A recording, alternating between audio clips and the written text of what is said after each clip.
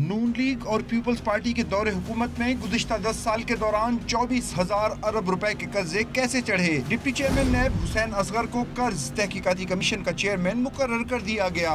वज़ीर आज़म इमरान खान की ज़ेर सदारत वफाकी काबीना के इजलास में हुसैन असगर के नाम की मंजूरी दी गई। उन्हें चंद माह कबल डिप्टी चेयरमैन नैब लगाया गया था। वो पुलिस सर्विस ग्रेड 22 के रिटायर्ड अफसर हैं। Hussain Asghar director anti corruption Punjab भी रह चुके हैं। वज़ीर आज़म इमरान खान ने कौम से खिताब में ऐलान किया था कि गुज़िश्ता 10 साल के दौरान लिए गए कर्ज की तहकीकात के लिए कमीशन बनाया जाएगा। वज़ीर आज़म के मुआविन खुसूसी एहतसाब शहजाद अकबर ने प्रेस कॉन्फ्रेंस में बताया कि कमीशन को मजीद मेंबरान की तैनाती का इख्तियार होगा।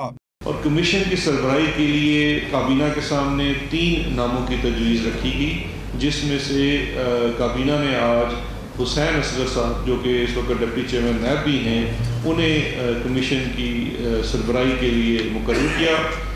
अब इस कमीशन की जो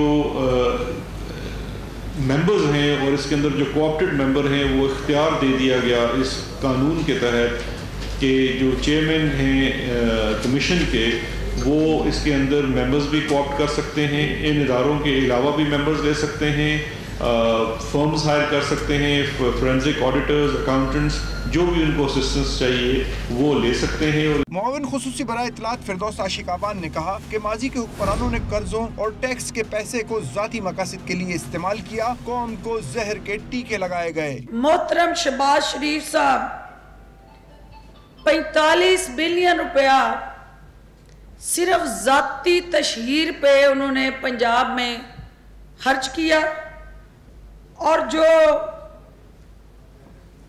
मुख्तलिफ कैंप ऑफिस में होने वाले खर्चे हैं,